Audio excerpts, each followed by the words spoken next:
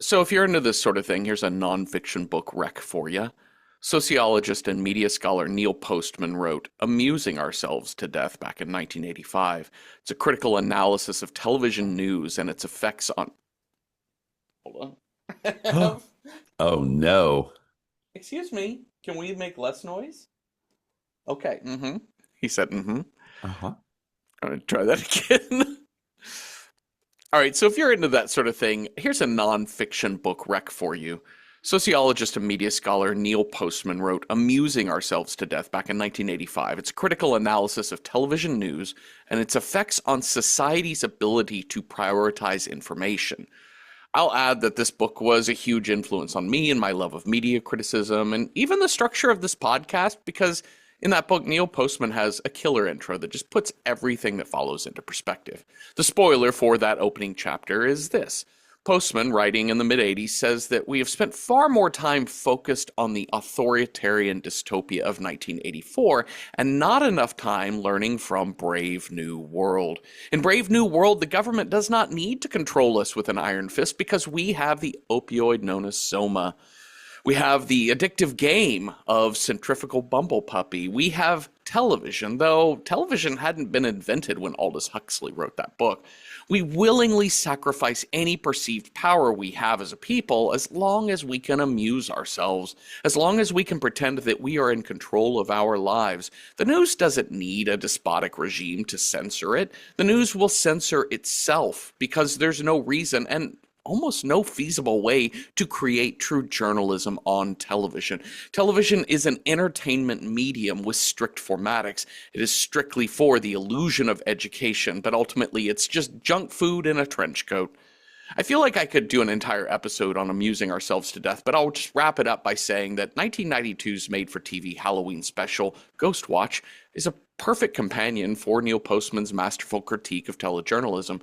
The BBC One broadcast depicted in this film is erudite, it's comprehensive, and it only understands morality through a strict binary of left-right, pro-con, and believer-skeptic.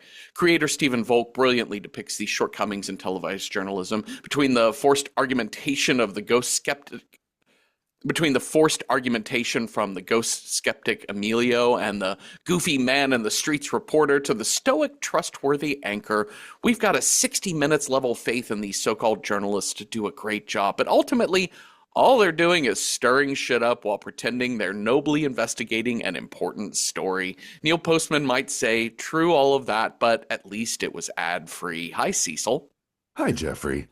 Who's your all-time favorite television personality or talk show host? Oh dear. I don't know. Talk show host. Listen, I really enjoyed the Rosie O'Donnell show when it was Oh, on. yeah. Okay. Just because I don't know, it was her just unabashed joy of Broadway. I loved. Like she was like one of the few people who actually like put Broadway shows out for a nationwide audience. And it was hella gay, even though we all went, no, Rosie O'Donnell isn't gay. All We all right. knew what was up. We knew what was going on. That's true. You're right. I do remember that about Rosie O'Donnell's show of like actually talking about Broadway shows. Yeah. And like and not Yeah. just talking about them, but like being a fan of them. Yeah. Because it wasn't just like, oh, let's look at this hot new musical Hmm. Rent that swept Yeah. the Tonys. It's Yeah. actually like she's making reference to things, she's being a fan of things, Yeah. she's having like Broadway stars on her show as well. Yeah. Yeah. And I remember, kind of being a kid growing up in Tennessee. It was like you had to wait until the Macy's Thanksgiving Day parade to see something like a Broadway number being performed, and only Yeah. if you got up very, very early in the morning. Yeah. Oh, that's good. Yeah. I definitely, as a kid, I was really addicted to Geraldo. I don't know why. I Oh, just would yeah. watch like in the 80s and I don't think I made it to the 90s, but like in the late 80s, being like a stay-at-home kid, latchkey kid after school, being like, Sure. this shit's fascinating because I think I mostly liked it when he had like he had episodes about ghosts, people who had ghost Oh, I'm sure he encounters, and did. that was all spooky and funny and weird. And I remember being really, really excited for his Al Capone Vault special. Oh my, I was literally going to ask you, I was like, did you watch the Al Capone Full I, special? In which they kind of found nothing, they right? found literally nothing. It's just like an empty box. Yep. Truly, truly amazing. A metaphor for daytime TV has Yeah. never been more pronounced. Yeah. But yeah, all of those like late night. I remember Larry King was a big thing in our household too. Like Okay, late sure. night, like news conversation. We're more a Larry King than a Charlie Rose household, if Ah, that was going to yes. be on. Oh, Um, you know what? I do have to say, honorable mention to James Lipton inside the Actors Studio. oh, sure, absolutely, yes. I never have seen that show. I'm fully aware of it. Oh, I know it really? by osmosis, but I've never watched Inside the Actors Studio. I watched quite a lot of them when it was Hmm. on and in like kind of in its heyday. And now you go back and you watch clips and you're like, oh, this is so adorable. This That's so nice. is so great. All right, well, we watched Ghostwatch, which I think neither of us had seen before this, right? No, no. I have to say, I was okay, so this was a bit of a like, I think we kind of threw ourselves a curveball with this one Hmm. because we had 90s and Yeah. ghostly. Um, you know that feeling when you put in the VHS, because Uh-huh. I'm forever 16, when we turn the movie on and you're like, oh no, is this going to be a dud? And for like the first 20, 30 minutes, I was like, ugh, okay, I hope we do something here. Yeah. And then honestly, by the end, I was impressed, Jeffrey. I was too. When we say a slow burn, this Yeah. is a slow burn. Well, it's, Yeah. the format is so tried and true. Like it's very British. Hmm. It's very 1992. Yes. And you're like, okay, how is this going to be scary? The one thing I was holding out hope for, and I do think it paid off, although briefly, is when they are doing the equipment check at the beginning and just kind of Hmm. noting all the stuff they have. And when they showed that infrared camera, Oh yeah. I'm like, oh, that shit's scary, and I am Yeah. not here for that. That shit's always scary. Hmm. Like I got freaked out when they were like, and now we'll do a pan through of the crowd. I'm like, no, No. there's a ghost in that crowd. It it's this show is very British, not only because it is British, but also because it's withholding, Cecil. It's a Oh, little that's right. Withholding. But It's once it kind of a lets little out, cold. it's a little cold, but once it kind of lets out what it has to say, you're like, "Oh, Yeah. that was stuff we normally don't put on TV. Yeah. That's great. Okay." And I do loved how kind of unhinged it got by the end of it, It got really unhinged. which I appreciate, which again, kind of British. They're like, I don't know, we just need a little tip in the right direction. And they were like, oh no, everything's exploding. Yeah, it definitely, from a writing standpoint, it's withholding so much that at the end it just throws a lot of shit at the wall. Yeah. Yeah. But I think what makes it effective isn't necessarily the writing. I think it's the suspense you get at the end. I mean, obviously the writing has set up what the story is and what the ghost is and what's at Sure. stake. But the visuals, the final sequences are good and fucking spooky. They're Like the great. time we get to like Michael Parkinson just like narrating in a black box, Yes, unsure if anyone is even watching, that shit gets like surrealist, it does. Yeah. like existentialist. Yeah. I'm like, does he even know? He doesn't even know the cameras are on, and he's just continuing to narrate his own demise. Yeah, yeah. I think that's where that kind of like I tease about the British coldness or aloofness or what have you, but Oh, they know it. they know it, and but also I kind of prefer it in a story like this. I do Hmm. because it is theatrical. It is a black box. It Hmm. is Yeah, it's more poetic and interesting to me. It's a stage direction they do not move to close the show, right? yes, It's I think that's so much more fascinating. I watched, we haven't talked about Late Night with the Devil yet for this show, but again, Sure, I've another thought about that a lot. live TV show Yeah. wherein something really sinister, demonic is happening. And I really enjoyed Late Night with the Devil, but it's an entirely different experience because it Oh, is sure. much showier. It is much more television-y. It's movie-ish, and this Yeah. one is so fascinating because it does feel like I watched a stage play a little bit. Yeah. It really does feel like a televised stage play. Hmm. And also one of the things about this movie I really liked were the sort of secret scares. Did you see Pipes all the times? I don't know if I got him all the times. I did not look up a checklist of where to look for him, but I definitely noticed him in the. I think the real famous one is late in the movie when the camera is panning, and you see him standing in the curtains, and then it cuts Yes. back and he's Yeah, yeah, gone. yeah, yeah, yeah. Tremendous. There's a moment in the hallway where you can see where the house or the winds are blowing through, Yeah. blowing all the apples. Well, one of the mirrors on the wall is kind of like rattling, and it stops for a second, and you can see a shadowy figure in this mirror. Ooh. It's great. I got one. It was like the first time, like you kind of because they start off this whole thing. They're like, you know, okay, callers are calling in saying that they saw the face of a person who's a man or a woman or something, or Uh huh. maybe. And I was like, yeah, I get maybe, I guess so. And I think we're kind of supposed to not believe it. Yeah. Like, like it's supposed to be far-fetched that Yes. first time. But then about over halfway through, when Sarah's like, when like the ghost has laid out all the little children's drawings, Uh huh. and she goes to pick them up. There's the jump scare with the cat, and then it pans up. There is a red-faced skeleton person in the kitchen, and I rewound that shit 3 times Oh my because I was God. like, it's not the sound man because they're Hmm. all wearing the Ghostwatch t-shirts. And it's not that stupid, spider on a red spider web. No.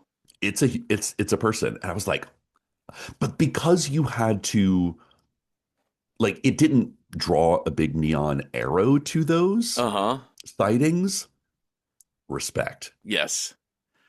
Anytime, I think going back to thinking about those like Geraldo specials when he would talk about ghosts that I loved so much is they would show these kind of like blurry black and white Oh still yeah. photos. And it's always like a group of kids on the front of a school, like the school photo.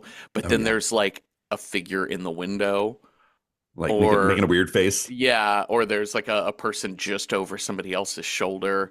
That sort of stuff always gives me that like, it's thrilling, but it's, the Yeah. chill up the spine is so good. It's like Lake Mungo. Yeah, yeah, yeah, yeah. And I think this show does a great job of feeding you those here and there. It's definitely a rewatchable thing, which is so interesting because it was put out as a live broadcast in Yeah. 1992. So this was of an era where it actually took years before they made this available for sale Oh to yeah. people. So the ability, unless you were like recording it on your VHS at home, it would have been really tough to go back and rewatch and do all this. So this is kind of made for streaming almost. So a couple of interesting stories that I learned about this. So the BBC put this out, and it has written by at the beginning. Hmm.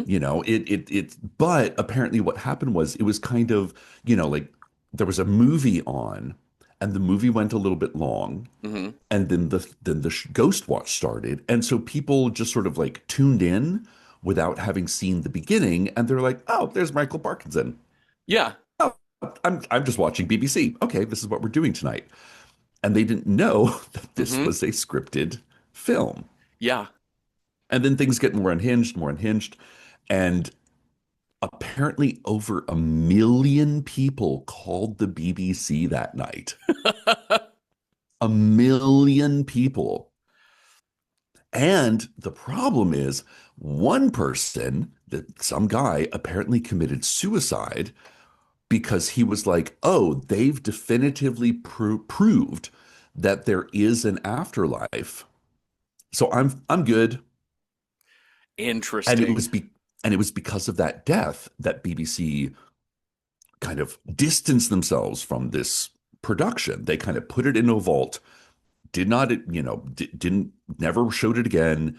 They didn't want to talk about it. They didn't want to fuck with it because it was like kind of a black eye. And probably a legal question too, Yeah, just to there was get some it out of legal, everyone's yeah, mind. absolutely. Yeah. And it wasn't until like I want to say like 20 there was a documentary made about it that they kind of pulled it back out again. And they had, I think I didn't watch the documentary, but they had a lot of the people talking about the making of it and stuff like that. And it was the sort of the myth around it grew up because you had to have seen it live. Yeah. And your memories of seeing it live might have impounded over the years in just how scary it was. Yeah. But I love that it's so good. Especially to like a culture now where we're like, no, we can watch whatever the fuck we want to watch. It's on a streaming platform. They're like, no, no, one night only. Yep. If you Well, didn't catch it, you missed it. this is also a really good time capsule of what a lot of TV talk show or like longer form news talk shows could Like be news like. magazine. Yeah, and so I think this is really fascinating because like the first hour, what carries you through that first hour is the intrigue of the ghost, and there's Yeah. little bits of like scares and fake scares and things like that. Yeah. But ultimately, we're just watching a TV event, and that was That's one of it. the things about the Geraldo, the Yeah. Al Capone vault thing, is that we're watching him live go through all of this, and there's a Hmm. possibility it's going to be fake, not fake, but like nothing's going to come of it.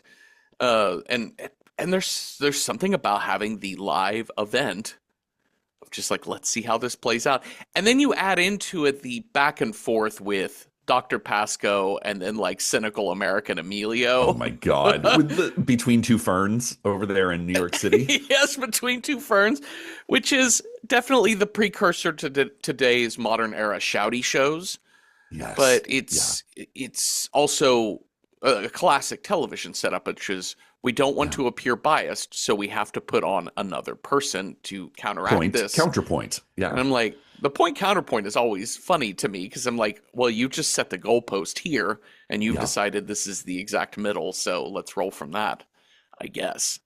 I guess. It's hard to know how to do like an in order from beginning to end of Yeah. this show. So, gonna kind of hit the highlights. Basically, we get our setup from Michael Parkinson, who Yep. was TV news host for decades. He seems like a Walter England. Cronkite kind of guy. Yeah, just absolutely old man in a tie and suit and just the most trustworthy face Yeah. of the BBC you could possibly imagine. The most neutral you could possibly be. That's right. No, we know he tells the truth because he has no personal opinions of his own. Like he just wants the show to run smoothly, get the news out on time, Hmm. and call it a night. One of the most alluring lines he opens with this, I just, if I hear a TV show start with this, I'm going to be intrigued, which is there's the program you're about to watch. Some viewers may find disturbing. And I'm like, Oh. count me You're like, in. tell me less. Say less. But we open with this footage from earlier this summer at this house on Foxhole Drive. Mhm. That these two girls sharing a room. We'll learn that these are Suzanne and Kimmy and Suze. Suzanne is the middle school one, and Kim is the younger one, right? Yes, Okay, yes. gotcha. Just making So sure. Suzanne seems like 13, 12. Yeah, yeah. And And Kim is like 10, yeah. 9. But they hear banging on the walls. At one point in time, this is important, Suzanne gets up to go to the bathroom. Oh, yes. And there is banging on the walls. And then suddenly she comes running back in, she comes and then running there's back in. like stuff flying at them. But already, as you know, if you've Mhm. listened to this podcast before, we're like, it's nearly impossible to make a true found footage horror film Mhm. because even this, it's like the camera sort of zooms in to a certain point, and I'm like, I don't think cameras can do that. I don't think you can do No. that. but No. it's like obscuring part of the room. Yes.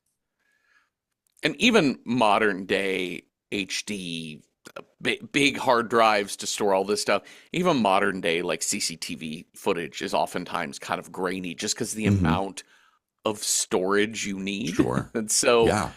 to add into the idea that you could like zoom in is a little crazy. But yeah, Yeah. they it's essentially like it culminates with the girls screaming. One of them is screaming, "Don't touch me," and then the lamp on the bedside table Yeah. explodes. It's kind of a good effect. That's And a good mom sort of effect. is like, get out, get out. And then we get synth music credits for the Oh my BBC. God, I love it. It's the synth music credit. It's also the like, we're here live on the street, and all the like the BBC intro of the like the lights turning on, and then sort Uh-huh. of like people going like this sort of beginning of a news program, BBC style. Yes. I was like, oh, this is so adorable. It's Such an real innocent time, the it's really, really 90s. funny. And we've already talked about Michael Parkinson is there, but he also Yeah. has in studio with him a essentially like a paranormal researcher, like a scientist named Dr. Yes. Lynn Pascoe. She's our Mulder.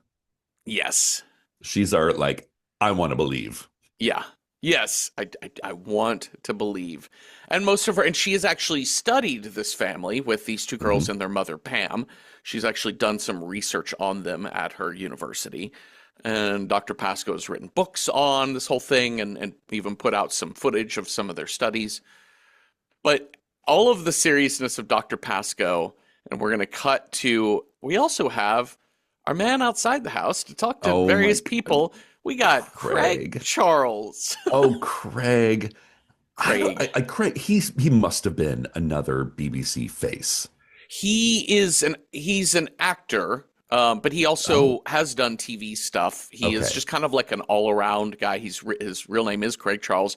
I knew him from Red Dwarf, Of course.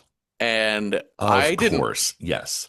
I'm gonna not to get canceled here, but Red Dwarf was a show that the moment I saw it on TV, I was like, nope, time for bed. Oh, yeah, I um, don't think I've ever watched any of Red Dwarf. no, It was a little too far afield for me as yeah. well. Um, but yeah, he's like your goofy bro. Yeah. Yep. He's even wearing an NFL jacket, which I cracked me up. noticed. I know. I Yeah, was which like, is so what interesting. was fashion in the 90s? Does it have a Tweety bird on the back of it? I had a big Taz. Yeah, Yeah. sure. But he's like he's making jokes. He does some impression of some British person that I have no fucking clue who he's Yeah, doing it. But everybody seems to find it hilarious. yeah, And he's riling up the crowd. He's our lovable, personable guy talking yeah, to the audience. yeah, yeah. He's your guy with bits or whatever. Like Yeah. he's going to be the one that, and it makes sense because in this production, there's a good chance there's going to be nothing to see, Right. and so you need this counterweight You to, need to fill some time. yeah, and you need a counterweight to somebody like Michael Parkinson, who is very serious and Hmm. all of that. Anyways, um, And then we also have reporter Sarah Green. yep, who is a Now, ooh, real reporter. fun fact. So they had a couple of different options for which BBC kind of TV personality was going to do this. You know who almost did it? Joanna Lumley Oh, of Absolutely interesting. Fabulous. I didn't, I mean, like, I knew she had a very long career, but I was like, can you imagine if it had been Joanna Lumley in this thing? Holy shit. It would I have been love her so so good. much. Well, I love that they went with an actual TV personality Yeah. here for Sarah Green, like an actual newsy, like Yeah. talk show type of personality. And then she actually is married to Mike Smith, known as Oh Smitty. my God. I love it. And Mike Smith is back in the studio and he's running the phone bank. Yes. And Is he? is he? I don't I know. had a lot of, I was like, what do you say you do around here, sir? He, they kind of have to give a little bit of like rationale for why he's there. 'Cause he's like, Hmm. well, I just don't think I could have stayed at home watching my wife live doing this. Oh So my it God. actually was It's nice to have something to do here in the The studio. sexual politics of 1992. Oh my God. And she's like, thanks, honey.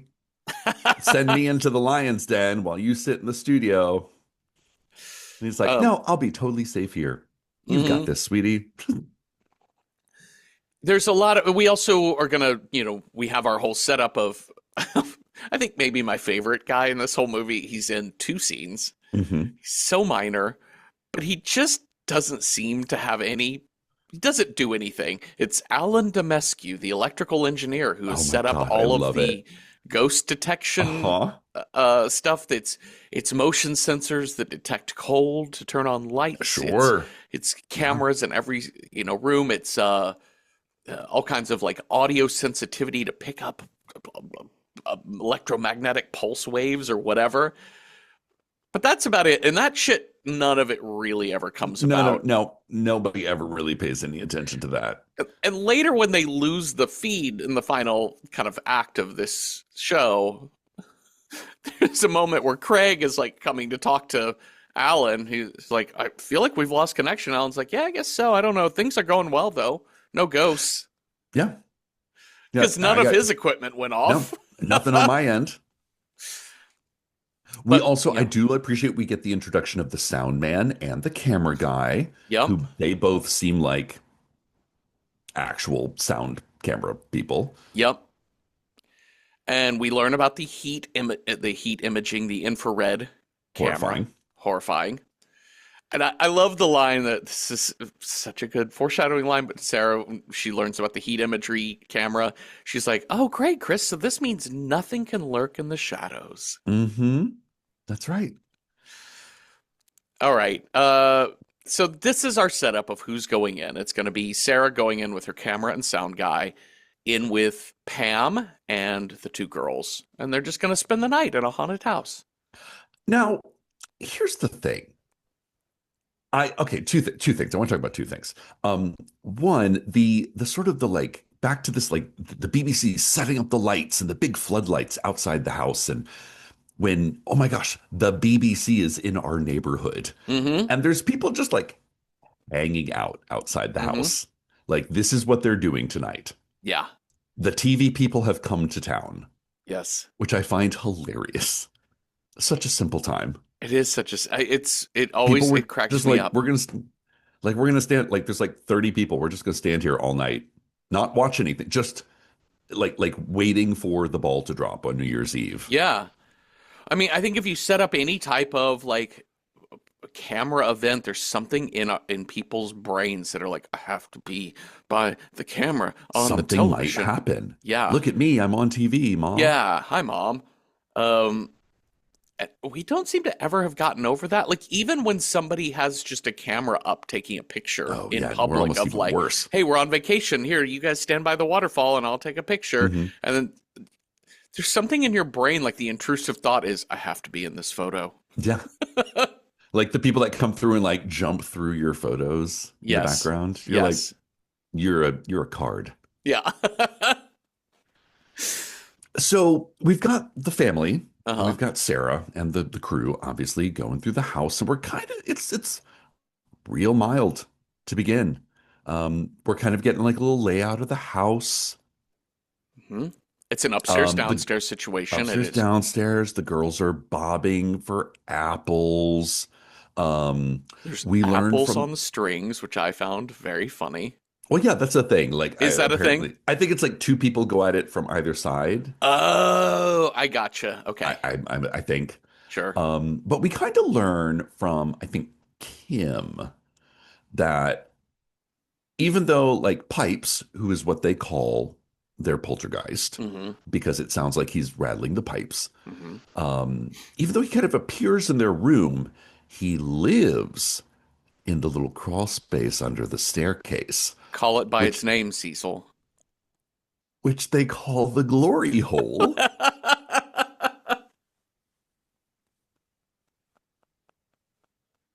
I'm sorry, ma'am, come again?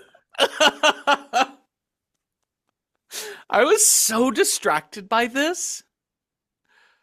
I know that glory hole must have had a a normalized pre-gay term.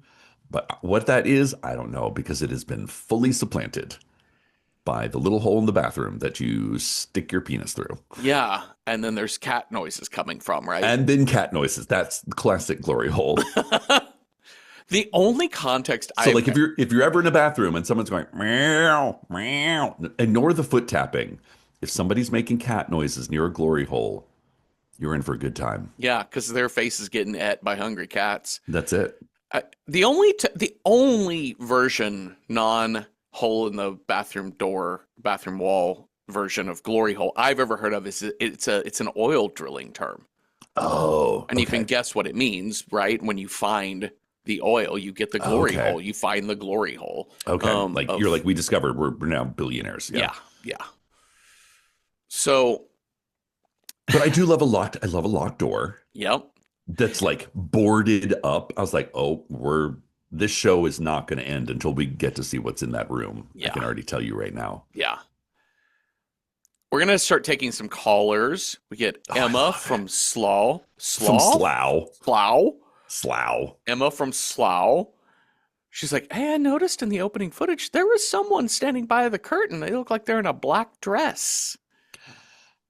They're like, oh wait, can we go back and rewatch that? Yeah, it'll take a few minutes for our studio to set it up. And they eventually do, and it's interesting. There actually is kind of a figure there Mhm. in the first take, but then not in the second one. So Yeah, already they're like showing you what they're saying is the same image. It's not. yeah, yeah. Fuck with my mind, daddy. And Fuck with my mind, daddy, BBC. they're going to get more and more callers. Mike is Smitty's going to keep reporting about the number of people calling and saying, yeah, they're seeing this figure back there, and they're kind of going to Yeah. give more and more description as to what people think it looks like. So let's talk about Pam and the kids. Yeah. The way it started was about a year ago, back in 1991, and it was one of the girls. They were going to bed, and they thought mom had come up to tuck them in, and then realized it wasn't mom standing next to the bed, and they started screaming. And Creepy. Pam said, I just thought maybe it was just like a bad dream, or they just like some panic or whatever. But then it happened next to me one night. Yeah. So that's when I was like, oh shit, that's crazy. And then it kept happening. We'd get broken plates and all these noises. And then the worst part about it really was that, and kind of the reason they're doing the show was they started making tabloids and Yeah. all of those, and the boy, Yeah. Americans, if we think that the tabloids are pretty rough over here, you got to see the British Yeah. tabloids. They don't give a fuck. They do not fuck around. Like literally like the worst journalism. Like, I love it. They're like, ghost mom lives in hell house, Uh, says children possessed by demons. And they're like, did you say this? And she's like, no, of course I didn't. But it's also kind of like a unanimous, everybody sort of in England sort of understands that their journalists are the worst. yeah. They're They all all the New York understand that the Post. tabloids are absolute shite. Yeah. They're all the New York Post. Yeah. Well, that's what got Dr. Lynn Pascoe to reach out to Pam.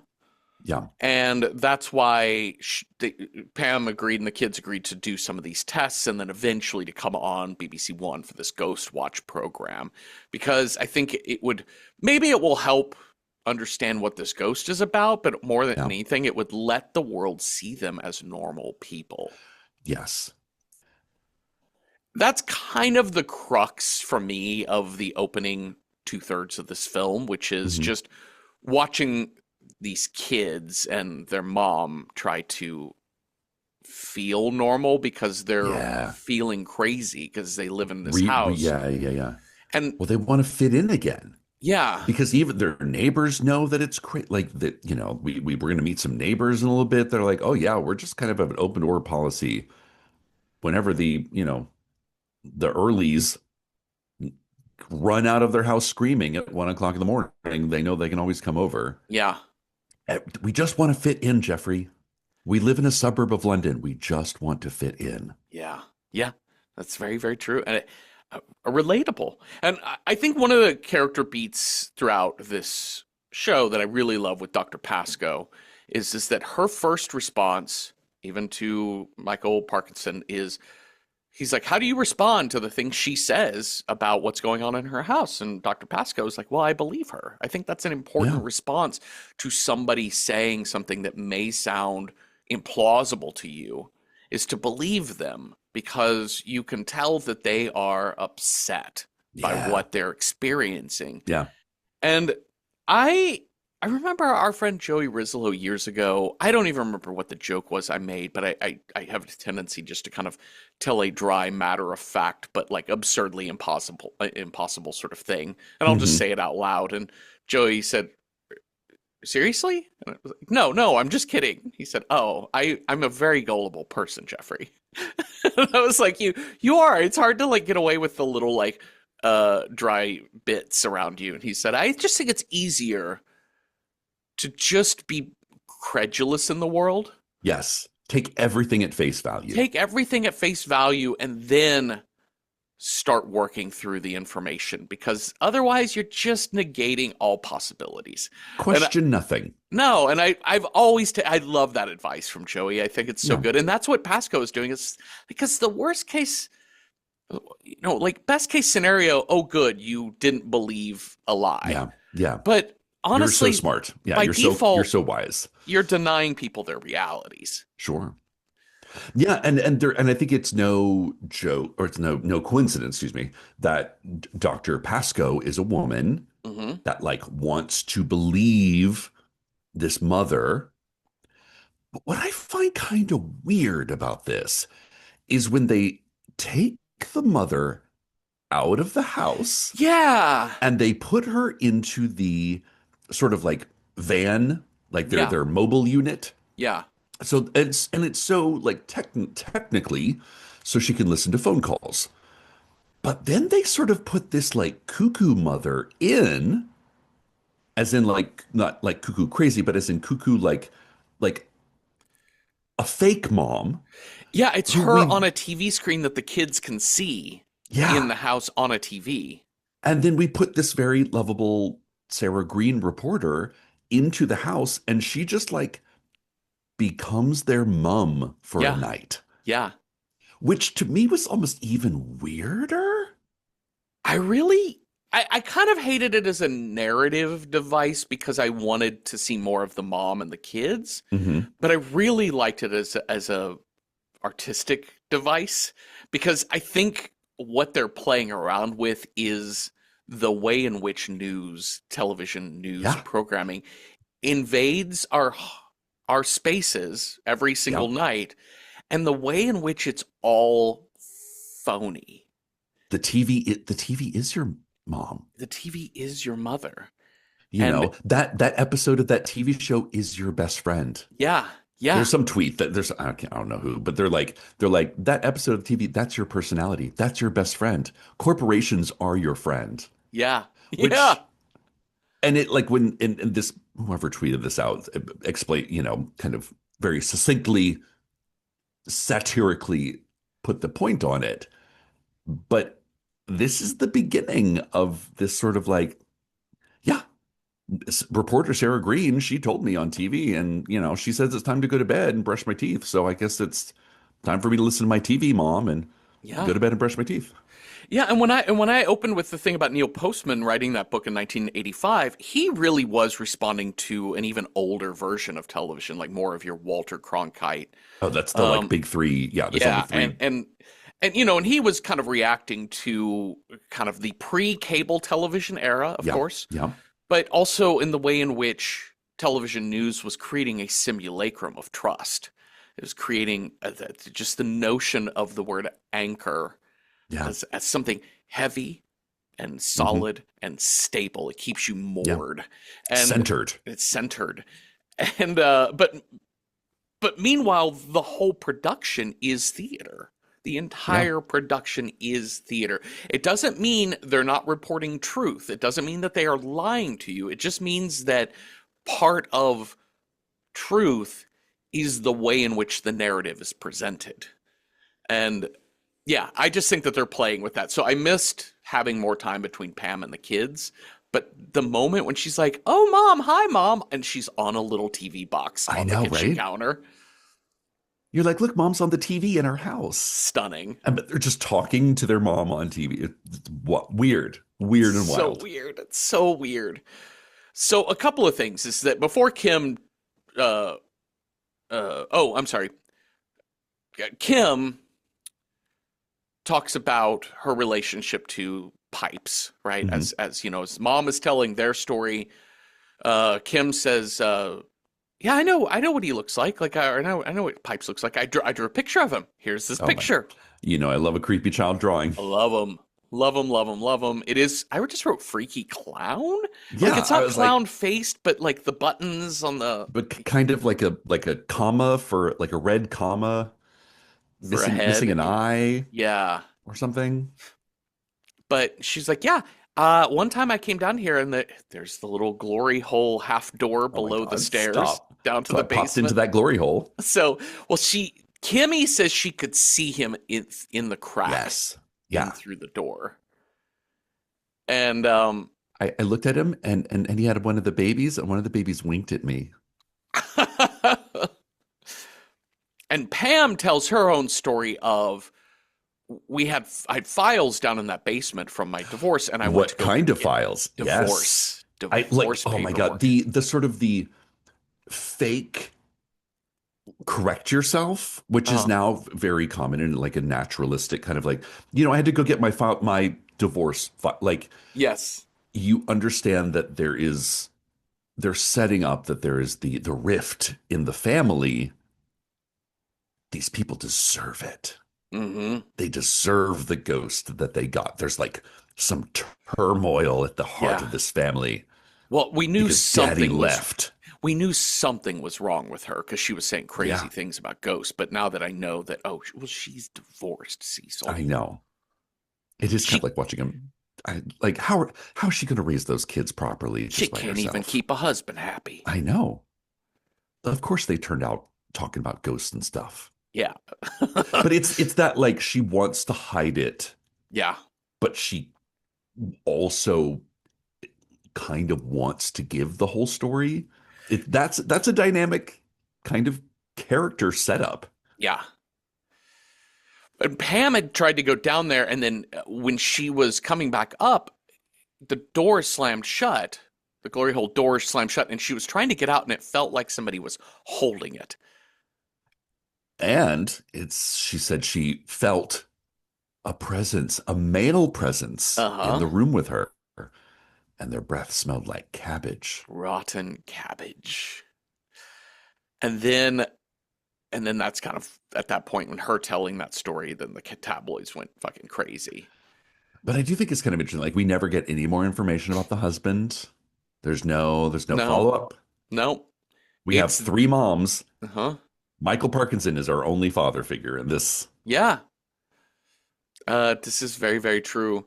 So let's talk about the callers.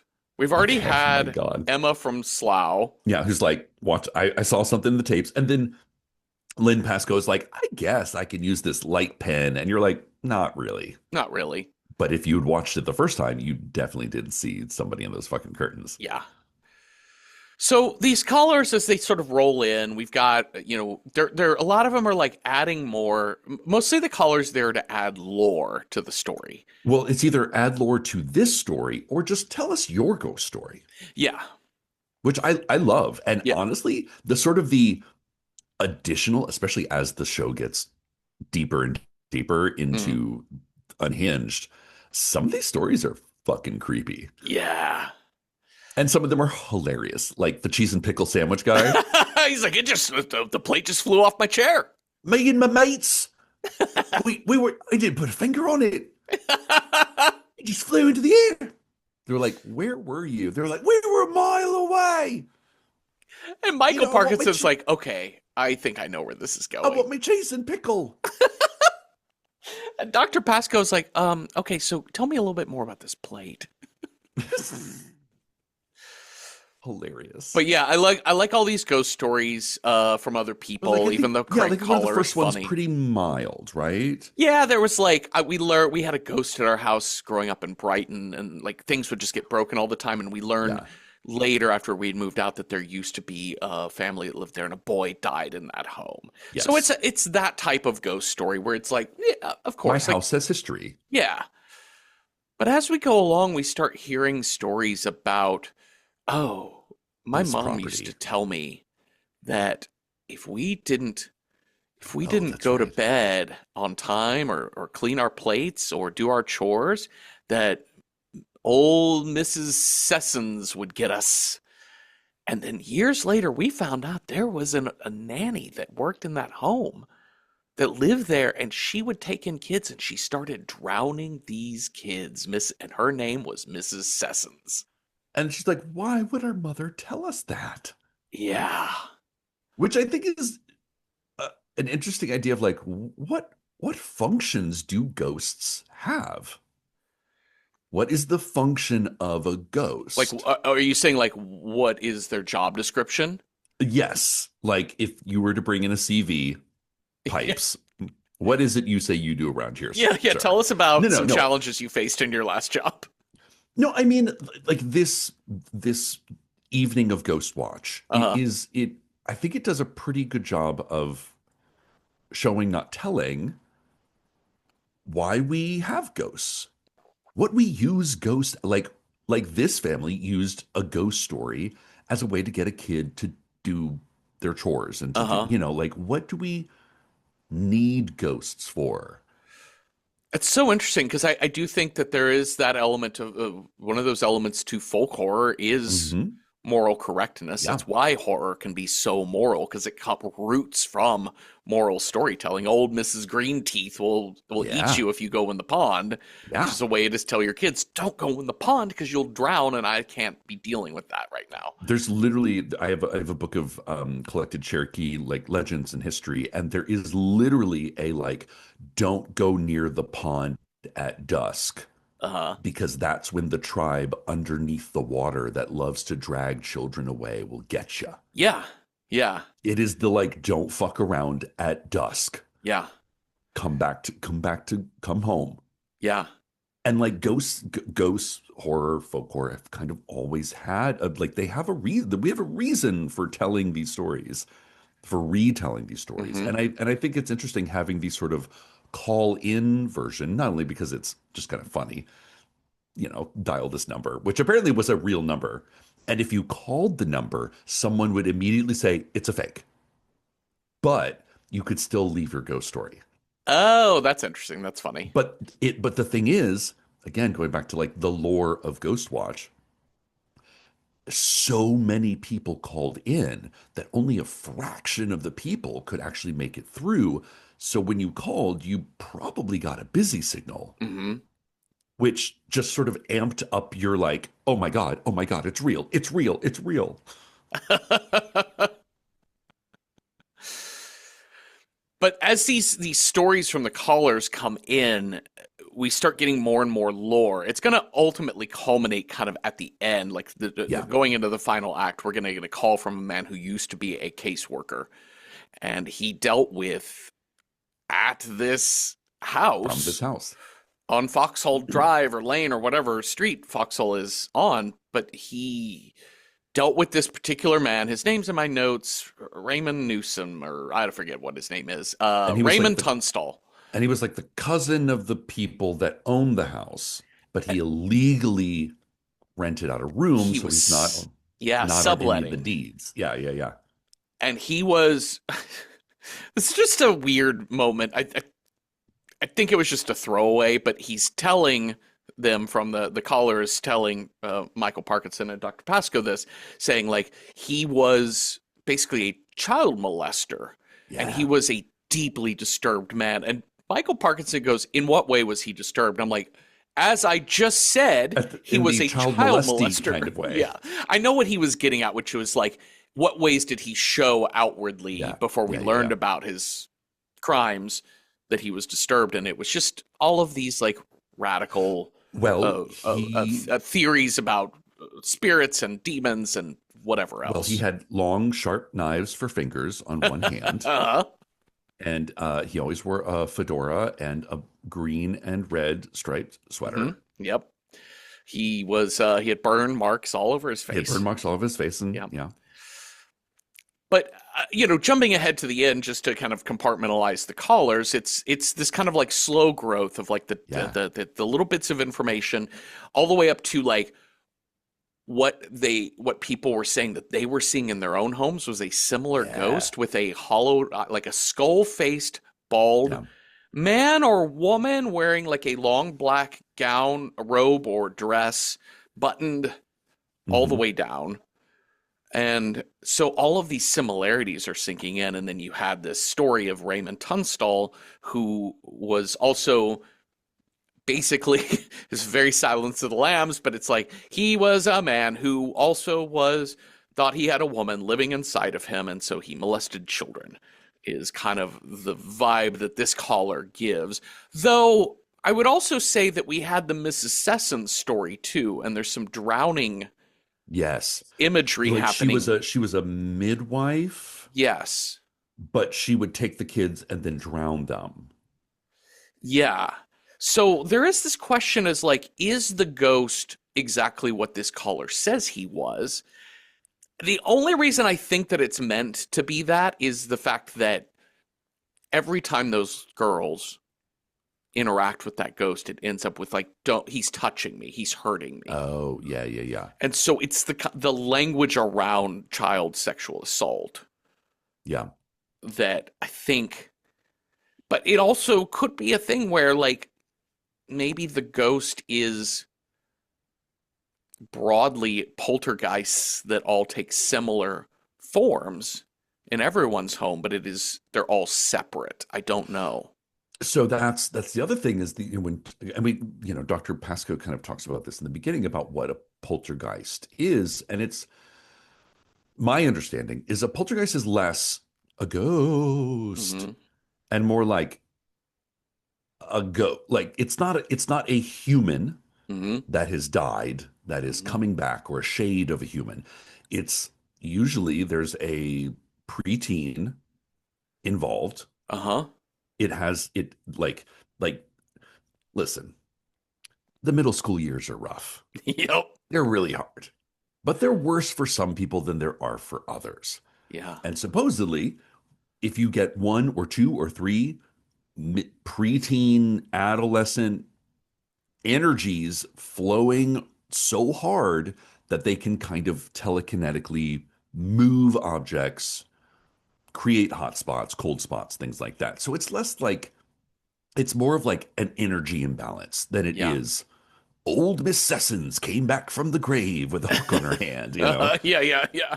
But in this, I like the idea that they are throwing a lot of different stories at you, and it's up to you to kind of parse what Yeah. the quote unquote real story is. And I don't think they give a fuck. No, I don't think they want it to land. They clearly don't want it to land cleanly for you. That they don't want it to be fully just this is Raymond Tunstall Yeah. in Like everyone's we've home got now, the and like yeah, definitive, this is who it is, this is what it was. yeah. No, I think it certainly is a real thing because we see what happens to the TV studio at the end. Like we Yeah. see like the actual literal poltergeisting happening, Mhm.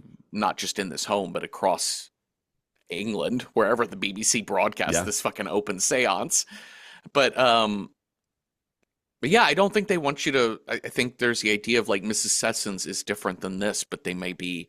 We're seeing the connective tissue of the drowning, Yeah. Yeah. Yeah. but maybe it's just every poltergeist is out now, so we don't even know who's in whose home.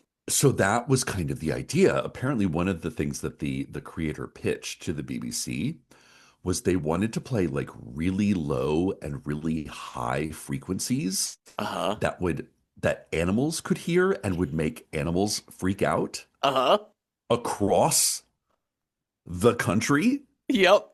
But then they learned that most TVs have a like kind of a dampening, so like you can only broadcast within this to this, so it Yeah. kind of wasn't a thing. But you kind of get that later when things are like, and we've got people saying dogs are freaking out, and like in the more, so the idea is that it's not just this one house has this one story. It's that they the veil is thin and Yeah. things are seeping out everywhere, Yeah. possibly in your home as well. Well, and I think that's the beauty of this all too is that by bringing it all home to a live broadcast that also has bled out into the Yeah, viewing audience, this isn't just Amityville, right? This isn't yeah, just some like poor yes, couple in Long yeah. Island who, We picked the man, wrong they piece picked of the wrong property. fucking house. God damn these poor souls. No, and this isn't The Exorcist, right? This isn't Yeah, this plausible but fictional story about this one girl in Georgetown. No, this is like this could be in anyone's home, and so I love the interactive haunted house experience, meaning if your yeah, dog did start barking, right. or if your kids were just sitting in front of the TV That crouched was being like, oh I my won't go God, to bed, that's no, I want to watch this, mommy. but like the way they described that was so freaky. They're like, I can't get my kids to stop Yeah. watching the TV. They're just sitting an inch from the TV. And then Michael Parkin's is like, listen, it's 9 o'clock. You need to get your kids to bed. She's like, but my kids won't stop watching the TV. Like, you're Also, like, our clock stopped so they don't believe me what time it is. that's kind of freaky, But like that's the thing is that but if you were also sitting at home watching this and your so dog fucking freaks out, normal. or Yeah, you look over and the clock on your microwave is yeah, just blinking, it's yeah, just blinking the same time.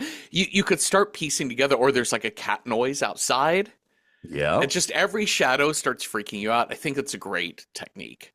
Again, what function do ghosts serve? Yeah, To like when something freaky happens, or when you are scared in your own environment, yeah, you're like, oh, it clearly a ghost. yeah. I didn't put that cup there. Must be a ghost. I do think that question that you've asked, I think really gets to the heart of like why do we have horror at all? Like why do we Yeah, tell ourselves scary stories? But I think in the world where we've separated ourselves from nature so much, our bodies yeah, still have instinctual responses to things. There's reasons why we as humans don't like certain smells or don't yeah, like certain sounds.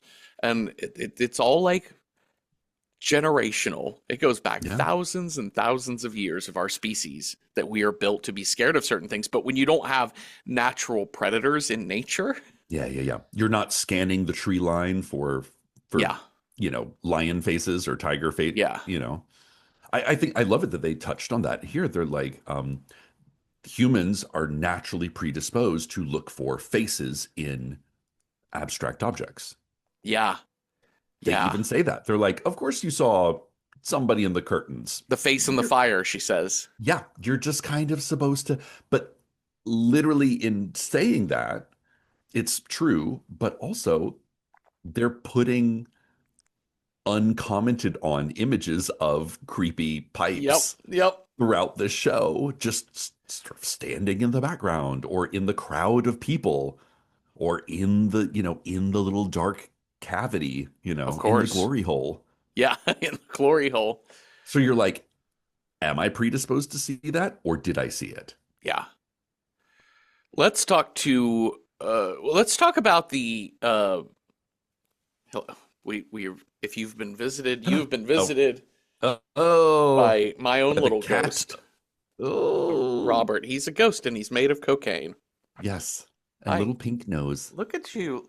Say hi to the YouTube audience because I think I'll cut this out of the podcast audio. See you, bud. So there's two. Well, let's start with physicist Emilio Silvestri Oh my in New God. York City, between two ferns. Between two ferns. He sounds like Jeff Goldblum. Oh yeah, His yeah, voice sounds exactly like Jeff Goldblum to me. yeah. But of course the skeptic is an American because Of we kind of need course, to be the villain of this little BBC story. he's such a bitch, and I He kind of like is. him. I He know. just is like he's more contained than modern day shouty people on I TV mean, that's shows. the thing is that like, God, I had this conversation with a friend of mine the other night of like, how do you explain the at long last have you no decency Uh-huh. Uh-huh. in the The era of Trump. yeah. Like, what do you even do to reconcile that? And this is very much of that era of like, listen, I might be an asshole, but I respect you as a professional and you respect me as a professional. And I can say, you know, it's a very weak back and forth. It is for TV. But it is Yeah. civilized. I mean, they get their digs in at each other, Yeah. Oh, and for sure. but it does feel sporting in the Hmm. sense that you feel like they could probably have. They both kind of know the deal. I Yeah. think maybe Emilio kind of knows the process of television, just like this is sporting, whereas Dr. Yes. Pascoe is Yes. taking it a little bit more personally. Yeah. Yeah. Yeah. Yeah. Yeah. But he does tell her, he's like, their back and forth basically is like between belief Yeah. and skepticism. And she's like, you just joke about this stuff because you're too afraid to face it. But I like her comeback, which she's saying none of this is provable. And she says, but show me like falling in love or poetic Yeah. inspiration in a lab. You can't. There are some things that you cannot just prove scientific. Recreate. Yeah. Yeah. You're And like, make love happen in a bottle. and he says, you should be selling crystals on Venice Beach. Yeah. And she says, I love this line. She says, he gets off the phone and she turns to Michael Parkinson. And she said, cynics are the last of the materialists. They're Yeah. dinosaurs. And that's an incredible line. Yeah. Like, They want to be able to touch literary. it. Yeah. If they can't touch it, they don't believe it. Yeah. Also, in conjunction with Amelia, we have kind of the other side of that, which is the non-believer but believer, which is Sarah, who Hmm. tells her own story about a ghostly encounter while staying at a friend's house. Yeah. This was weird. This is weird. I don't quite remember her story. Yeah. What was her story? I Okay, can't so remember she's this one. staying at some friend's country house. Right. She hears noises in the night Mhm. and gets up, and then right in front of her face there was Oh, that's an right. Indian woman, Yeah. country she of kinda India, And she kind of like looks and looks around and then fades into the distance. Yeah. Yeah, it's like an exotic dance sort of thing, and she's made up, and she's got costume elements of Yeah. Indian dance on, and she tells the story the next morning, and then learns that this house used to belong to the Viceroy of India, and he had two concubines who died, and he was unable to acknowledge their existence, so he had to bury them in his garden. And there were people saying we should try to dig up their graves, but ultimately she learned that they had no plan to dig up this garden. So she went back up to the bedroom and she says, it's all okay. No one's going to dig you up. And she said, then it got peaceful in that bedroom. Oh, thank God this white lady is like, no, you're okay. I saved you. This was so funny to me because it really does foresee I posted a black square on Instagram. Hmm. It Yeah. does. It's really funny. You're like, joy is a form of protest, says woman whose only form of protest is joy. But again, back to the what do you say you do around your ghost stories? Yeah. One of them is don't go fucking digging into the past too deeply, Yeah. because you might not like what you find, Yeah. especially when you go back to like imperial, Yeah. you never know. Well, and Don't go digging too deep. And also, like, why ghost stories? Because it is interesting, too, because Sarah represents this really interesting person, this black square on Instagram type of person. The joy is a form of protest. But there is this, if you take it back to the material world, but if you take it to just humanistic experience, like real world, non-supernatural experiences, she's in the home of this lower middle class woman, middle class maybe woman, but divorced woman. Oh, she's a hairdresser, because we see her like fucking. Oh, that's hair. right. That's she right. does hair. I love that. She's like, oh, she's doing hair out of her home. Yeah. Oh, okay. So she's in like a lower middle class home Yeah. with this single divorced woman and her two kids who have everything has been a problem. And even if we chalked it up, even if we learned that it was all just the kids were pretending to be a ghost but like, it doesn't matter because this is her real experience. And Yeah. Sarah is a person who's like, if I ever saw a ghost, I would say, it's okay. You can go now. Yeah.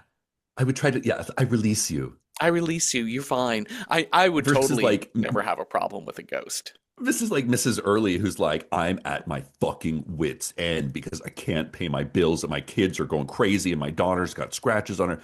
And Sarah's like, let's just do her hair. Let's pop her apples because the Yeah. camera's on and I'm Yeah. super pleasant. I'm fake mom. I'm not real mom, Joy is a form of protest. says woman whose only form of protest is joy. Yep.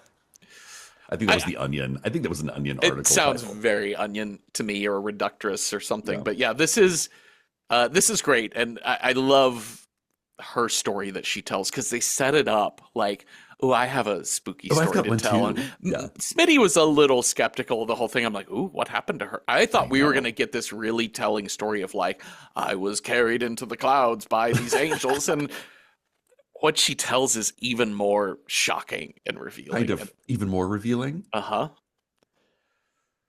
Okay, this is So where we're gonna start getting. Let's go back out to Craig oh yeah. because Craig's gonna do some person Oh on the my God. street. Craig on This the fucking street, not as fun as Billy on the street. no. Oh, definitely certainly a lot quieter. Actually, Yes. not much quieter, but a little bit quieter. But he's like, hey, come with me to the local playground Hmm. where I've got these two ladies who live in the neighborhood. This scene was so cringy and so funny because this is the ultimate. He's the goofball guy. He's Yeah. there to do funny bits and to kind of undermine everything with Mhm. jokes to keep it light. And these two women are like, oh no, no, No, no. there's freaky shit here all the time. Like a 5-year-old girl went missing. No one, Yeah. what happened to her? We don't know. I don't know. Oh, Like somebody got stabbed. yeah. In fact, They're like, you remember those stabbings you heard about? Yeah. that was here. That was right here. That was on the street. Our kid, my grandkids came to my nephew or whatever came to play on this, and his friends came to play on this playground. They found a dead dog. Oh no, what You're like, happened to oh, okay. Like you're like, and when you hear that, you're like, okay, that's that's not too Yeah. unusual. They're like, no, no, it was cut open. You're like, oh, that's gross. Uh-huh. And it was pregnant. So now there's little dog fetuses all over the playground. You're like,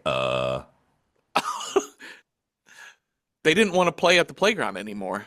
do y'all have bears? Because that's what I would chalk it up to. But I live in North Carolina. But she also was like, it was cut open like a Yes. butcher did it. Yes, yes, Like yes, yes. sliced open.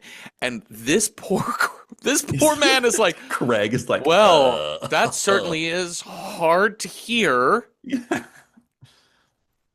Mm-hmm. And crazy. Wow. Crazy. It's very funny. And then I think it's on the way back from the playground. He does a little side interview with Okay, this guy. Okay, yeah, he stops to interview this man Arthur Lacey, who is a spiritualist. That's it. Who's going And to exercise? That's right. Who's like, I just want to pray with them. yeah. And he's coming to the light, Carol Ann. Yeah. Yeah, because he says I don't do bell book. What's the Catholic Bell book and candle. Yeah, bell Yeah. book and candle. I don't do the Catholic exorcism. I am a spiritualist. I just help spirits who've lost their way. I'm a medium. Yeah. And he said, so when I was invited out here to try and communicate with these spirits, I got really sick for a whole week. Something Yeah. did not want me near it. That's kind of Amityville horror. But Yeah. they're like, I'm here to help. Oh no, I will not be helping Uh-uh. you today. This is beyond my pay grade. Yeah. I think for me, where some of this show is spinning its wheels is there's a couple of like misdirects as to like what are the signs of the poltergeist in the house. So there's this whole bit where Sarah finds a perfectly round wet spot on the floor. I know, right? You're like, what was it? Yeah. No, here, look at the ceiling. Now take a handkerchief and wipe the ceiling. Is there any ectoplasm? Do you smell anything? She's just like, and Sarah's like, no.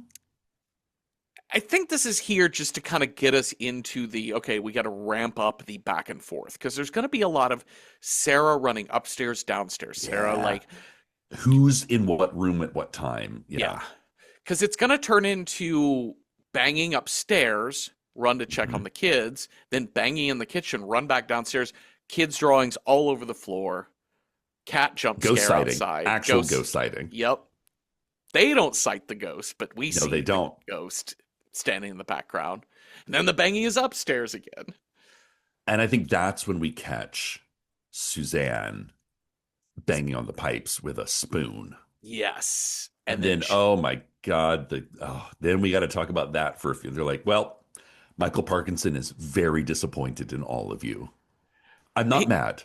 I'm just disappointed. he switches so off. This is the funny news anchor thing where he's like, well, we have definitively proven that Yes. this is, and I'm like, that's terrible journalism, sir. Because you have an expert saying, no, what sometimes can happen in a situation like Yeah. this is that when the media coverage churns, Hmm.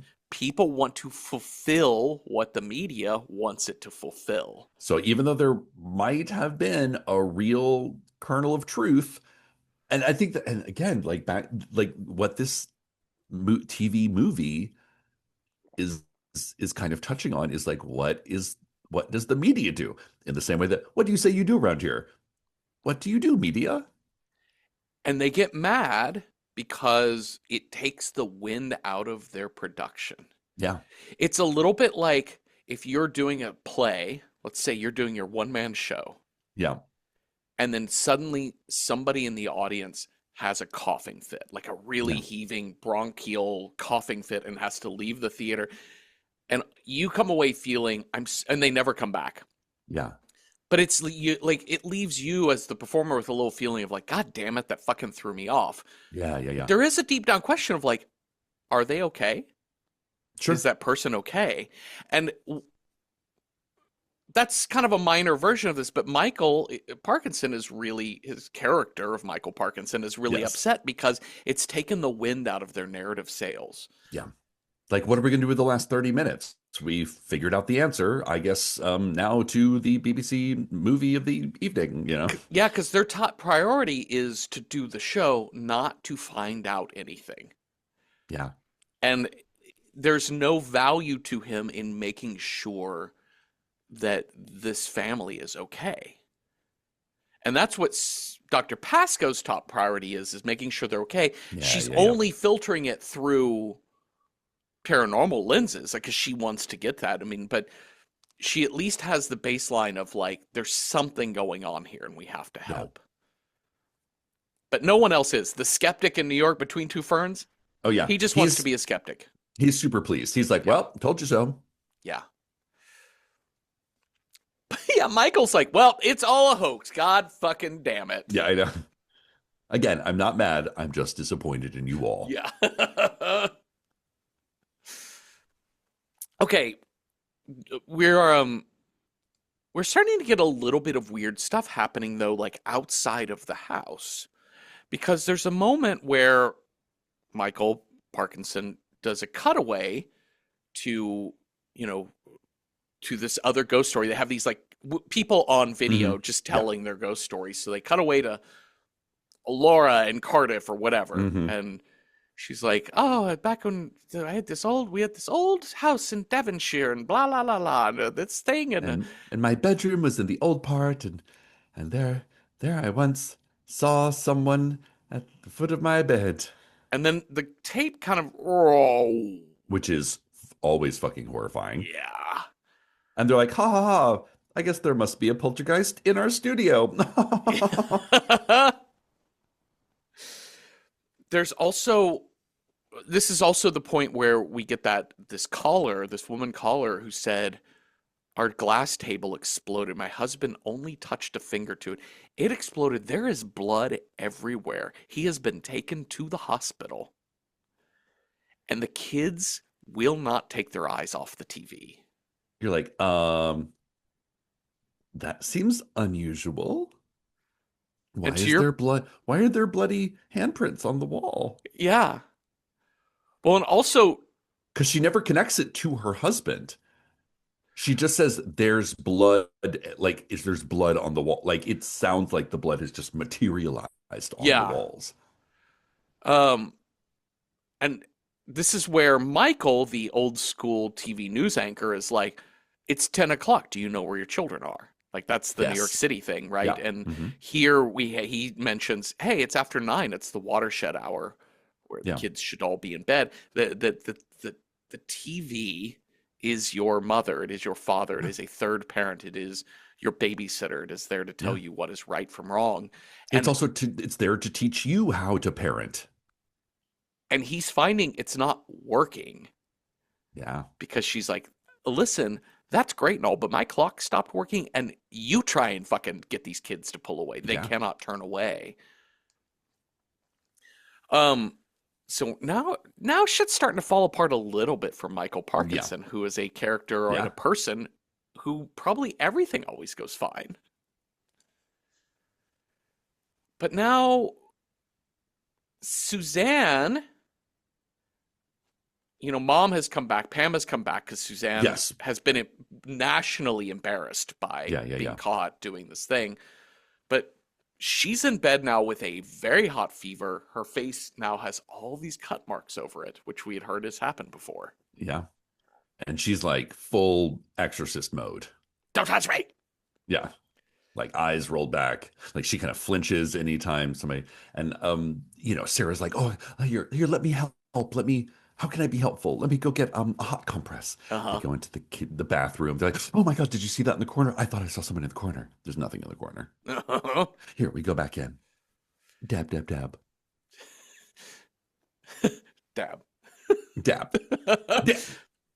So a lot of things sort of go on. The Kimmy is like, we can't leave that. Mom wants to get the kids out of the house, Yeah. but Kimmy's like, we can't leave it. I have to talk to him. I have to talk to Pipes.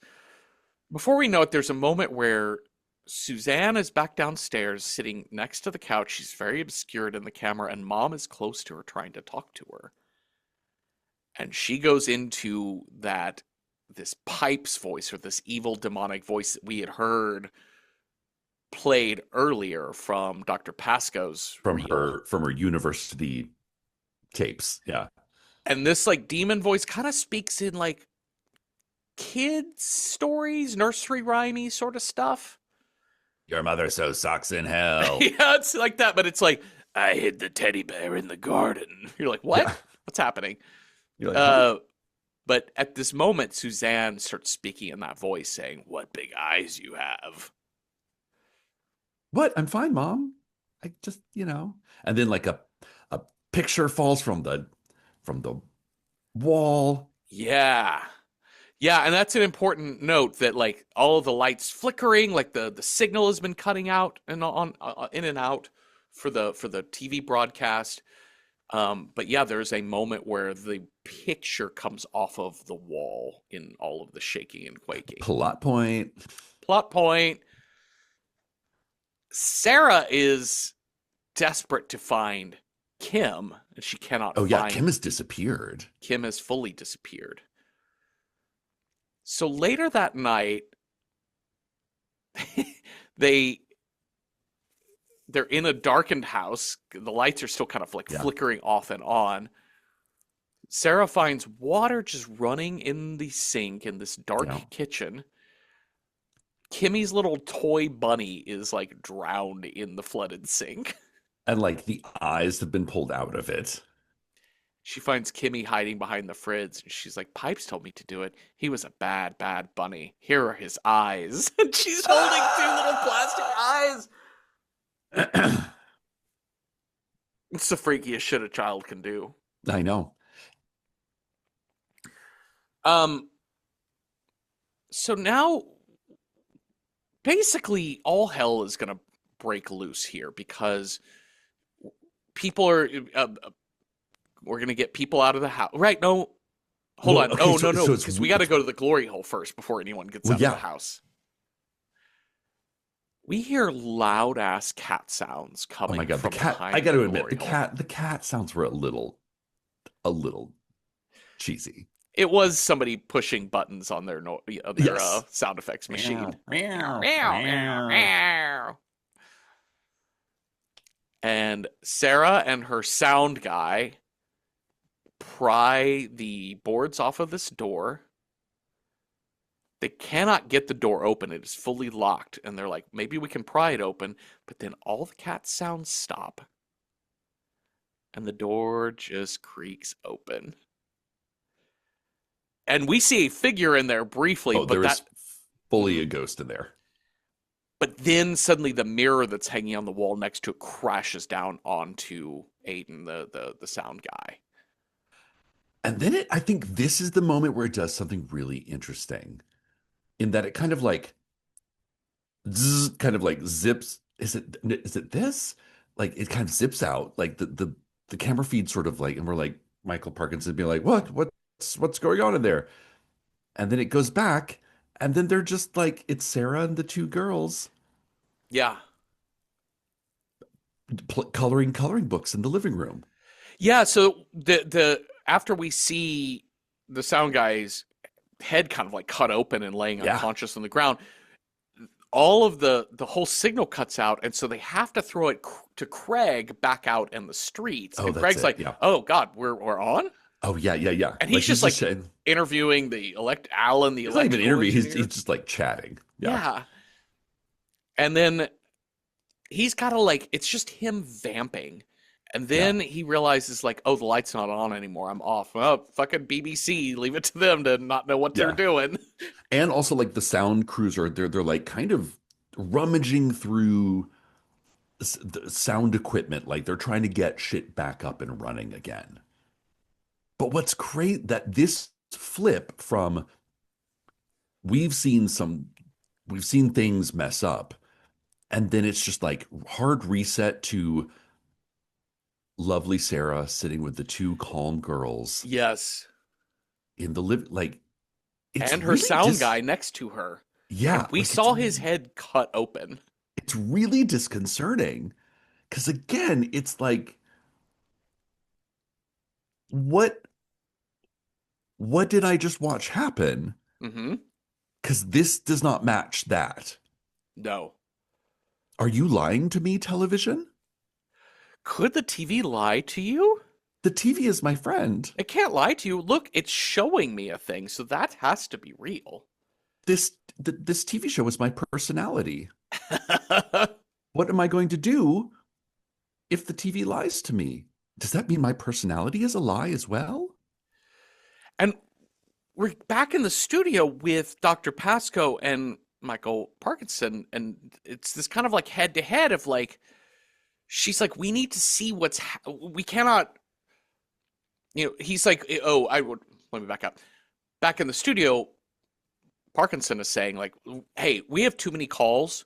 All of Hmm. this, none of this is, just stop calling. None of this is real. She's like, no, no, no, don't close the phone lines because something is happening and we need to see what's happening. He says, well, you're the expert. Tell us what's happening. And she says, I don't I know, don't know. man, but look at this. Yeah. There's something wrong with this feed from the house. Yeah, And then she yeah, says, yeah. wait, the photo is still on the wall. This is an old feed. The ghost is in the machine. Yeah, bitch. I love it. And she says, to paraphrase, Jesus fucking Christ, Yeah. we opened a massive television audience wide seance. Yeah. That's why everything is going on in everybody else's home. And nationwide. That's right. Nationwide, anyone watching this is part of this open seance. And then that is when a giant wind gust comes through the studio. Yes. Like lights exploding. There's another image of pipes up in the light. Like when that like par Oh, can bursts, there's a figure behind the par can. so good. I love the big giant heavy camera TV camera just moving Oh, on yeah, its just the own dolly from slowly. just left to right. There's no one behind the camera. And Cups then are exploding. and then it cuts back to the street footage outside the house wherein we can see Kim. Like Kim runs outside. And Kim and her mom both made it out. So did the sound guy gets Yeah. taken away on an ambulance gurney, and the cops are Yes. arriving. But they're like, wait a minute, But camera guy and Sarah, yeah, we don't have Chris, our camera guy. We don't have Sarah. We don't have Suzanne. yeah. And Because I think then, yeah, oh, one of the ideas that like Lynn, Dr. Pascoe is like, what if it's Kim is like they're kind of again the preteens are just they're bouncing energies off each other, yeah. amplifying. Uh-huh. But now it's just the one kid left in this house, and we don't know where she is. I mean, we know where she is. Yeah, But this is where we get the she's in the glory hole, she's in the Jeffrey. glory hole. She's making cat noises in the glory hole. She this is where we get our infrared camera get up. Horrifying. It's a beautiful shot because the camera is on the ground on its side. Yeah, it's like So it just on the takes a feet. second to process what we're looking at. I was disappointed that at no point in time do we get a figure in the background Mhm. of I wanted to see a real jump scare. As an American, I needed a full like rah at the screen. Well, yes. We Well, I don't think get that's that. I was really impressed with this movie because in a lot of, where horror is now, Hmm. it's like here's a presented, very quiet, staid image. Like Hereditary is Yeah. one where you're like, look, I'm focusing on something foreground, and then something in the background will move, and that's your jump scare. Yeah. This is not that. No. No, it is playing on you are waiting for that, and what makes it scarier is how long it keeps you waiting. Yeah. And it's I said one of the scariest shots in non-horror to me is the camera angle from the passenger point of view looking at the driver of a moving car. Oh, sure. Because I'm like, I want to see the road. I want to see the Mm-hmm. road. And Mm-hmm. that's this whole 3 minutes or whatever we cover here is like please turn on the fucking lights. I want to be able to look Yeah. around. Well, she like lights some sort of he says lighter. That fire is large though. Yeah. I was like, man, that's putting out a lot of heat, Yeah, that that's quite a Zippo. torch. But they find it, but they, somehow the lights come back on or they get a flashlight Yeah. back on, I think. Yeah, they get flashlights. But we hear Suzanne crying out from behind the glory hole door, and Sarah just cannot get it. They cannot get it open. Suzanne's like, "He's hurting me. And then He's it just hurting me." opens on its own. Creaks open, and Sarah crawls into there after her, and that door slam shuts. Shoo. Um, okay. Well, Sarah Green, we won. Back to you, Michael. And then back in the studio, lights out, sounds out. It's like off, not even like, it's just like off mic mono audio from Michael. Well, I mean, It's there's like all, literally a full blackout. yeah. But one camera is still rolling. It's this last shot got me Yeah. because it's just a man in an empty void Uh huh. talking to himself, talking to the audience, unsure if he's talking to anybody at all. He's out of frame. He's kind of like too close. He's fuzzy. Like, why are you lying to me? TV should be Yeah. well lit. TV should be presented. It shouldn't be, you know, cinema verite. And also, like, Walter Cronkite can't have doubts about himself Yeah. or the reality of a situation. He can't Like he question needs the news notes. story.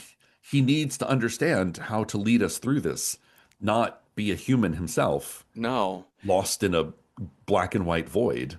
But then, is he human anymore? Because as he Oh my gets right God. up, I love this because It's like, he gets up to the camera, so it's like only chin down to belly yeah, like you button. don't see his eyes. No, you don't see his face at all, and he's also like kind of turned. He's a little asymmetrical, a little off center Yeah. and turned, and he's just mumbling round and round the garden like a teddy bear. Fee Fee fi fi fo fo fum. fum. Blackout. Brilliant. The end. Shall we rate this movie? Yes, let's. All right. How approachable, if you're horror squeamish, is Ghostwatch from 1992? On a scale of 1 to 10, with 1 being not at all approachable, 10 being very approachable. I mean, let's give Ghostwatch 6 out of 10 apples on strings for approachability. I think the first 2/3 of this movie is 10 out of 10. I think it's very like Yeah, goofy, haunted. I mean, 9 out of 10. Like purposefully. Yeah, yeah, the yeah, creepy images are a lot. Um, but I think the last act of this movie is like truly scary ghost shit. yeah. Um, it was when Blair Witch came out. A lot of Yes. people drew 7 years some later. similarities. Yeah. Yeah, no, and it's kind of been said that like the Blair Witch people definitely saw this. Oh, I had read that they didn't know about this movie. Oh, They had really? never seen this movie till after Blair Witch came out. Oh, But I could be wrong. Fact check us, you guys. I don't know. Put Well, us in the notes. yeah, I don't know. Because I remember thinking like, oh, this is very Blair Witchy, and Yeah, it's um, possible. but yeah, Extremely possible. it's super possible. But this is But such a also great, kind of not because BBC sat on this. yeah. It only aired once. I was gonna say it would have been really hard for them, these Americans, to Yeah. have even seen this, because like this is a show even 3 decades later that I'm like, I barely know about this movie. Yeah. But yeah, I mean, content warnings mostly for the creepy imagery, either the jump scare or the anticipation of the jump scare. And then, the content warnings of like talk about animal death, child sexual assault, and this like transphobic plot point about this killer. Am I a woman? Should I kill people because I don't know what gender I am? Sort of bit, which is I thought it was more like he's a guy who's having a ghost inhabit, a lady ghost inhabit his body. oh, you know what? Going back to that, that would make sense. That going, let's go back. Because Sorry to because take off the ending, we're but gonna like, restart this episode okay, because that's what's happening to the girl. Like it's a spirit that's entering their body. So this guy was probably a disturbed young man, but he's having a ghost enter his body that is used to be a woman. That was the midwife lady. you're totally right, because it is, because if it goes back to the actual poltergeist that's been let loose on England, on the Mhm. UK, is um is Mary Sessons or whatever She's her fee name fi is. fo fum. She's here telling creepy Because she's the stories. nanny. She tells the Yeah, bedtime stories. She tells. yeah. That's why the similarity is all there. I'm so stupid. That makes total sense, because that's why in when the psychologist tells the story of like his take on Raymond Tunstall is, He's oh, like, he wow, thought this there is was a weird. woman living in him and he couldn't figure Crazy. that out. Crazy. He's like, whoa, what's wrong with people? But in all honesty, it's Mary Sessons, or Yep. Mrs. Sessons, whatever her first name was, that is the one true poltergeist that is getting into You everyone. cracked the case, That's Jeffrey. why little Kimmy drowns the bunny, Yeah, because it's a bad bunny yeah. this year at the Super Bowl. We figured it out. We did. Good job by us. Everyone like pounding their steering wheels, listening to this in their car, being like, "You idiots!" All right, 6 out of 10 apples on strings for approachability. To speak nothing of approachability, Cecil, how do you rate this as a horror film? As a horror film, like I said, I had heard I'd heard a bit of build up. I was a little I was like, okay, where's this going for most of this? But the ending is rather affecting Yeah. for all of its like lo-fi, low special effects, zero blood. Uh huh. It kind of sticks with you for a minute. And Yeah. so, you know what? I love a good old-fashioned ghost story. You don't need to have, crazy special effects. I would say like, yeah, 7 out of 10 bad bunnies. Awesome. Well, let's figure out what movie we are going to watch next. You've got a scare die. I've got a style die. We will roll those up and see what movie matches those two things. Cecil, on your scare die, if you roll a 1, our next movie scares technology. 2, vampire. 3, mythological scare. 4, a wild card. 5, a psycho killer. Or 6, cursed. That's a 3. Cecil, Baldwin. I'm not doing this Miss on Mary, purpose. if you roll a 3 one more time, Mary Sessons is going to come to Then your we're house. going to Las Vegas, Jeffrey. She's gonna... Cecil Mary Sessons Baldwin. I didn't do it. It's the woman who lives in my Stuffed animal. Watch me roll a fucking 3 again, too. Let's see here. All right, we're gonna match your mythological scare with the style that I roll. If I roll a 1, our style is based on a true story. 2, it's got to have a 5-word or longer title. 3, it's got to be a movie from the 2000s. 4, a movie in Espanol. 5, a bottle movie. Or 6, horror comedy. All right, let's see what our mythological roll up here is. I got a 1, based on a true story. Oh, Mythological. interesting. All right, so we wrote a couple down, and then we also have a Letterboxd account. We're at Random Horror 9 on Letterboxd, and you can see all of the possible die roll movies we've come up with, and then leave comments for movies we might be missing. So, listen, here are the first 2 that came to our minds in We writing got this one good down. one, and then I had one like, is maybe? A Yeah. maybe? One is the Mothman Prophecies, Hells yeah.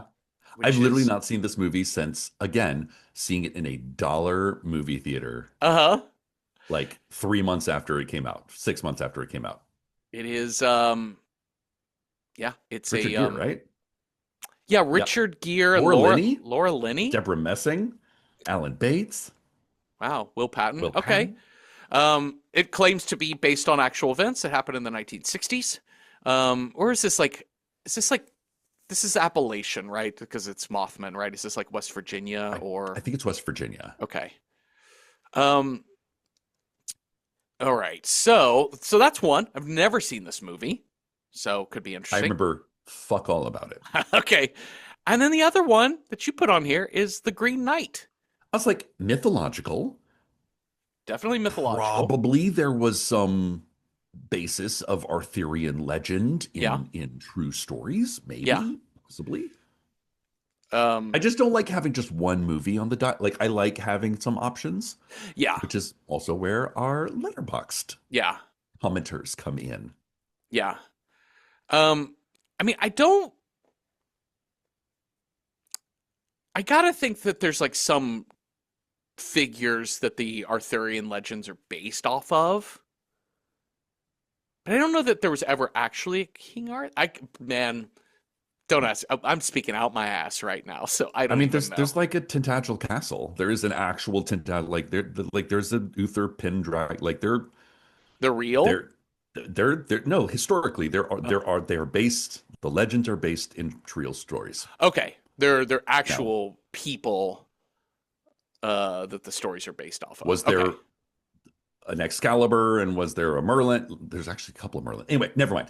That's for another show. Okay, great, great. If we cover the Green Knight, we will get into all versions of the Arthurian legends. We promise we're experts on this. All right, so that's what we wrote down. Let's see what the people on Letterboxd had to add to this conversation.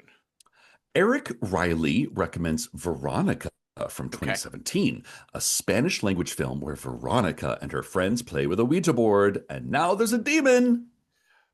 I've heard this movie is scary as shit. Oh, I don't know what the based on the true story part of it is, but Loosely based on true events from a okay. 1991 case in which a woman died mysteriously after a seance. Oh shit. Ooh, that sounds spooky. That does sound really spooky. Squin apparently was kind of thinking along the same lines as I was on The Green Knight, recommends Mother from Mm-hmm. 2017. At least an argument could be made. It's definitely based on mythology that many regard as a true story. I like that. Okay, I great. feel you there, Squin. Mm-hmm. Max Bird recommends La Llorona from 2019, based on the Efron Rios Montt and the Guatemalan genocide. Okay, yeah, Ooh, yeah. yeah, that's a good recommendation. Jairo There. Bustamante will definitely bring some mythological creatures into his film. Okay, Yeah. okay. Half Price Horror Mm-hmm. recommends Slender Man. Oh, of course. More urban legend than classical myth, but it definitely fits if Mothman does. Oh, absolutely, yeah. Yeah. I mean, urban legends are that is mythology. That's our mythology. You know, Yeah. Slender Man. I've heard mixed reviews of the Slender Man movie though. Yeah. Slenderman is a weird one because that's one that is like that's a little like Chupacabra. Like that's a myth that came up in our lifetimes. Mm-hmm. that is not ancient at all. And like the chupacabra is based off of what is it? The movie Species. It's Oh, I essentially don't know. like I think chupacabra came from uh Someone watching a horror movie and being like, I saw it. it came from a comedian actually telling a story, and he Oh, created really? the Oh, that's language funny. chupacabra, which had played around with eventually another girl talked about a lot of their goats had died on their farm, and then she described the creature, and when she described it, she described the monster from Species. Is what happened. Oh, So it's like mid okay. 90s, you just have a bunch of imagery and a word, and we put it all together and we And created they're a like new myth. thing. And a Same myth thing was with born. these message board boys who created Little Slenderman. creepy pastas. Yeah. Fifth Hammer recommends The Beast of Bray Road from 2005. Okay. A new sheriff in Wisconsin town investigates brutal slayings by a creature that may be a werewolf. Based on reports that occurred in Wisconsin in 1936 and reoccurred in the 80s and 90s about a wolf headed creature roaming the countryside and terrorizing people. Hmm. And finally, Booga Yes. recommends Communion Yeah. 1989. The mythos of flying saucers is, in their opinion, a central piece of American mythology. Yeah. And this account from Whitley Strieber is one of the cornerstone texts of the UFO phenomenon and also has Christopher Walken in it. Yeah. Okay. Okay, I cute. I Love already it. miss Christopher Walken. It's been a I couple listen, weeks, and it's yeah, only been 1 week. it's been 1 week since we had a Christopher Walken fill. Oh, this is a toughie. This is a These are some toughie. really good ones. I think Mothman Prophecies is one that like I've never seen. I haven't seen a lot of these, but um, kind I of just fits the like bill. it really like mythological, like it is a an urban legend myth. It is a cryptid Mhm. myth, and it is based on a true story. I think also La Llorona is another that's like it is a mythological figure, but it is also based in real factual historical events. Yes. But then on the flip side of the die, we have the kind of like more esoteric choices, Uh-huh. which is the Green Knight and Mother. We also have one other that I'm really fascinated with, which is just an all-out fucking supposedly very scary movie, which is Is Veronica. Veronica. Of whether or not like how scary do we Oh, want our movie to be? How I don't. how horror homework do we want it to be? Because I think Yeah, Mothman I Prophecies is kind of a staple. I think La Llorona might be horror homework too, because this is what yeah. put Jairo Bustamante on a map. Mm-mm. I think like Veronica's a bit down a notch for me because it's a Hmm. little more like demony, seancey kind of stuff, Hmm. and less like I think there's other like. I'm not saying that demons aren't mythological because they're all fucking angels and demons. It's all mythology, Yeah, really. yeah, yeah, yeah. But yeah, I think I'm more intrigued by this other grouping over I here. agree. Okay, yeah, yeah. That makes total sense. I mean, I've been really interested to see La Llorona for a while. I've not seen Um, it.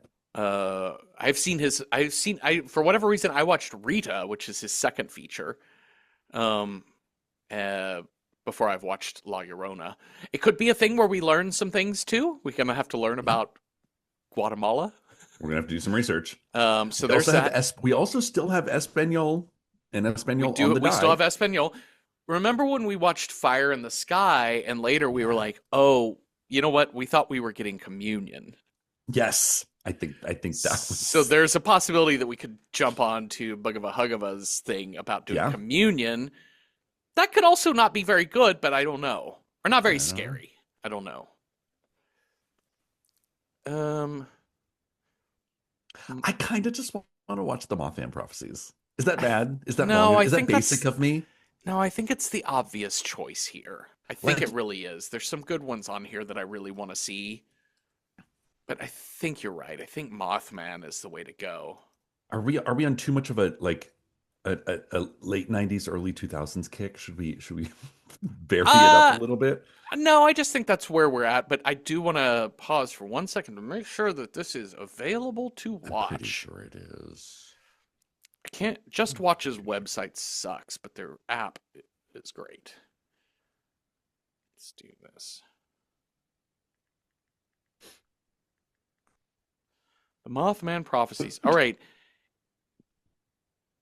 It does say Fubo Oh no. is the one site. It's not even it doesn't even look available for rental.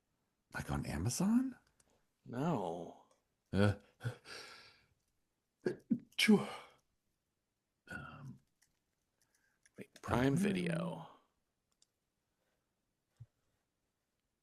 Oh, come on. Stop making me sign in, you assholes.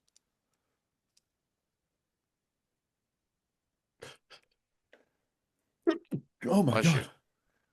Let's see. The Mothman Prophecies.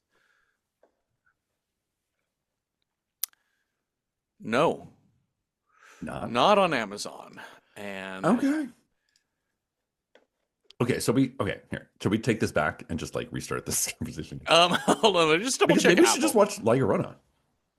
I think like those were the two of the like based on a actual true story, Yeah. mythological figure. Or the esoteric, do you want to talk about Bible shit, which we kind of did last week, or do you want to talk about Arthur legend shit? Yeah. That's a good call. Which is a bit, as we've learned, a bit of a rabbit hole. Yeah. I think maybe La Llorona's the move. Okay, here's one thing. This is so weird. Apple, I went to the Apple, they're like, coming January 6th, 2026, Mothman Prophecies will be available on Apple for $14.99? Oh, Jesus Christ. They want you to buy it. Yeah. Come on. All right, never mind.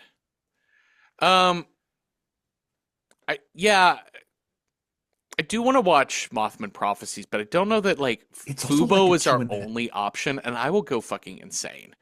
It's a 2.5 hour long movie too. Yeah. Like it's a long movie. Theoretically, hopefully it comes to a normal streaming service sometime soon, but what if we did what if we did La Llorona instead? I'm into that. Okay, hold on. Let me just double check. There are Yeah, because I think Slender Man is going to be like kind of a cheeseball of a movie. Veronica, although I think is going to be a fun, scary movie, but I'm like, it's really more just like it's a little more of your normal horror fare of like demons and Ouija boards and yeah.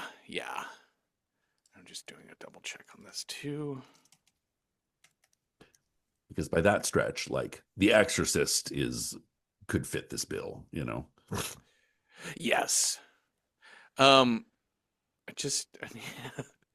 This is so maddening.